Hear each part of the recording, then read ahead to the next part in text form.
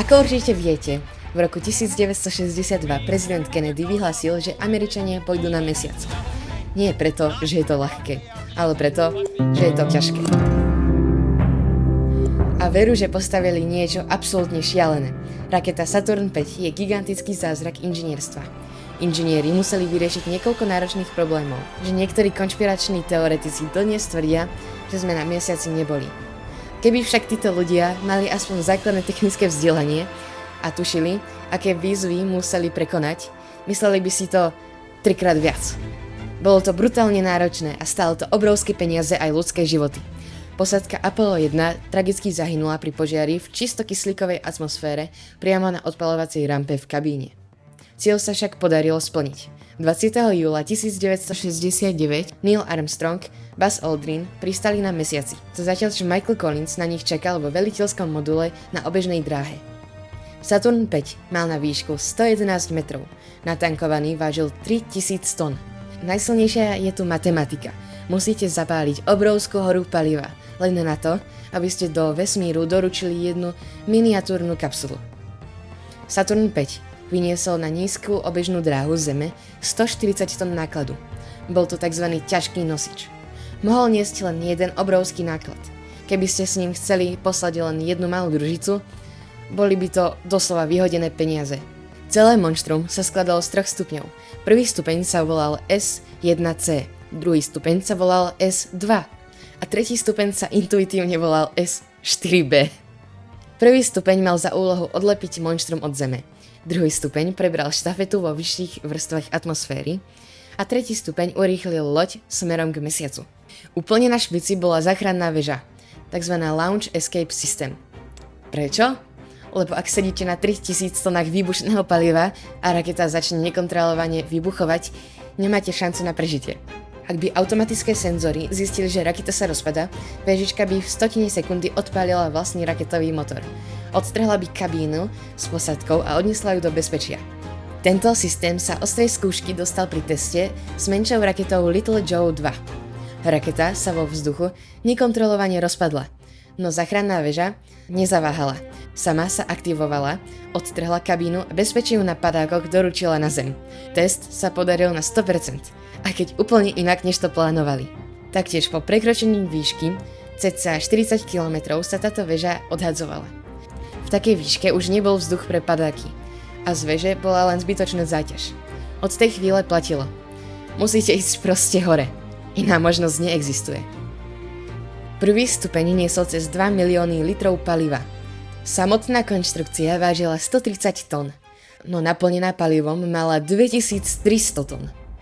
Toto palivo zhorelo za neuveriteľné 2 minúty a 42 sekúnd.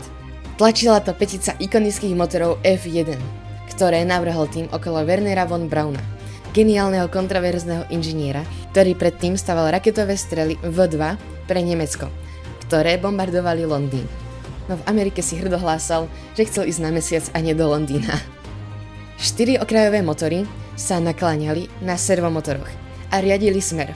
Ten stredný bol napevno. Ten sa nehýbal. A čo tie malé krídielka dole? Tie slúžili ako poistka pre aerodynamickú stabilizáciu. Ak by zlyhalo riadenie motorov, tak tie krídielka tú raketu stabilizujú. No pri neskorších letoch zistili, že tie krídielka sú úplne zbytočné a že je to zbytočná váha, tak ich odstranili. Raketu navádzal počítač LVDC. Fungoval na princípe trojitej redundancie. Každý výpočet robili 3 nezávislé okruhy. Ak sa 2 rozhodli a tretí zlyhal, počítač ho jednoducho prehlasoval. Pri štarte totiž nechcete stratiť kontrolu. Riskovali by ste 2 katastrofy. O tej prvej by nám vedeli povedať Sovieti. A to je priečné rozkmitanie. Raketa sa rozkmita zo strany na stranu, až sa vo vzduchu roztrhne. Potom pogo efekt.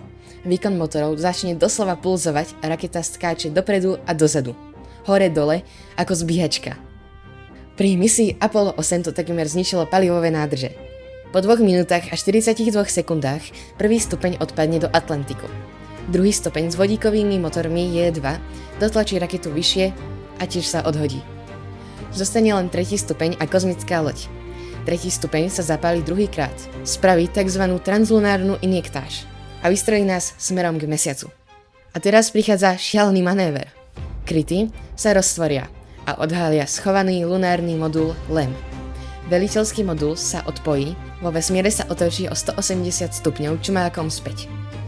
Spojí sa s lunárnym modulom a vyťahuje ho von z 3. stupňa. A čo sa stalo s odhodneným 3. stupňom? Pri neskorších misiách ho inžinieri z NASA pomocou počítača úmyselne napálili plnou rýchlosťou do mesiaca. Chceli totiž vyvolať umelé zemetrasenie a zmerať vnútro mesiaca pomocou seizmometrov. Dvaja astronauti prestúpia do lunárneho modulu LEM a klesajú k povrchu. Predstavte si to, niektoré steny modulu boli tak tenké, že pripomínali hrubší alobal alebo plechovku.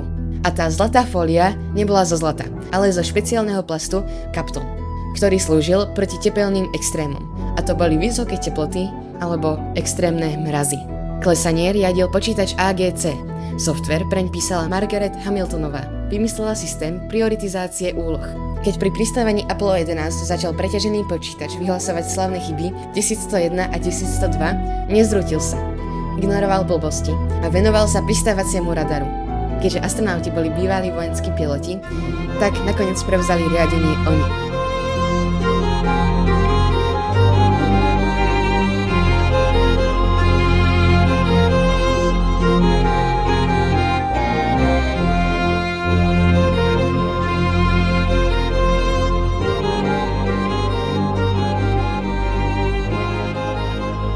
Na návrat z mesiaca použil modul hypergolické palivo. To je palivo, ktoré nepotrebuje zapaľovaciu sviečku. Dve chemikálie sa zmiešajú a okamžite sami od seba vybuchnú. Pretože na mesiaci fakt nechcete, aby vám zlyhalo zapaľovanie. Po štarte z mesiaca, spojený s veliteľským modulom a vyhodení všetkých zbytočných vecí, zostala z celej 111-metrovej rakety len malá kapsula. Pri návrate na Zem sa rúti rýchlosťou 40 000 km v hodine a nemá palivo na brzdenie. Brzdí sa len atmosférou. Ak trafíte atmosféru príliš ostro, zhoríte a umrete. Ak ju trafíte príliš plitko, odrazíte sa od nej ako žabka od vody a odletíte do hlbokého vesmíru a tam umrete. Kabína musela trafiť úzky koridor, urobiť koordinovaný skok po atmosfére, ochladiť sa a až na druhýkrát pristáť na padákoch v oceáne. Na špici kabiny boli nafúkovacie balóny. Ak kapsula pristála v mori hore nohami, balóny ju okamžite prevrátili dnom nadol, aby sa astronauti neutopili. Celý program Apollo stál obrovské peniaze. Každý štart stál v prepočte toľko, ako stavba novej pyramídy. Aj preto misie 18, 19 a 20 zrušili. A ako dopadli Sovieti, tí doslova pohoreli. Na svojej raketovej konkurentke N1 pospájali na prvom stupni až 30 menších motorov. Všetky 4 testovacie štarty skončili výbuchom. Pri jednom z nich raketa spadla späť a vytvorila jeden z najväčších nejadrových výbuchov v histórii. A bohužiaľ zahynulo veľa ľudí. A na záver jedna historka. Vývojárka Margaret Hamiltonová brávala do laboratória svoju malú dcéru Lauren. Dcerka sa chcela hrať na astronauta, keď videla všetky tie počítače a simulácie. A Margaret jej to dovolila. Tak si Lauren sadla za počítač, stlačila tlačítko, ktoré v strede simulovaného letu vymazalo pamäť. Margaret Hamiltonová bola chytrá žena. Nezačala na ňu húkať, čo to spravila. Začala skúmať, prečo sa tak stalo. Hneď potom išiel za kolegami. Ale kolegovia tvrdili, astronaut je profesionál, takú sprostosť v strede letu nespraví. Margaret napriek tomu presadila do kodu poistku. A čo sa nestalo? Pri misii Apollo 8 astronaut Jim Lovell presne túto chybu v hlbokom vesmíre omylom urobil. Keby nebolo Hamiltonovej a jej malej dcéry a poistky v kóde, počítač by stratil navigáciu a posádka by sa nikdy nevrátila. Z 3000 tonového monštra nakoniec zostal len malý ošľahaný kužel. Traja astronauti a necelých 400 kg mesačných kameňov. Saturn 5 bol však bez pochyby najväčší inžinierský zázrak 20. storočia. Ak sa vám video páčilo, prosím, hoďte like, kliknite na odber a napíšte mi do komentára, ktorá zaujímavosť vás prekvapila najviac.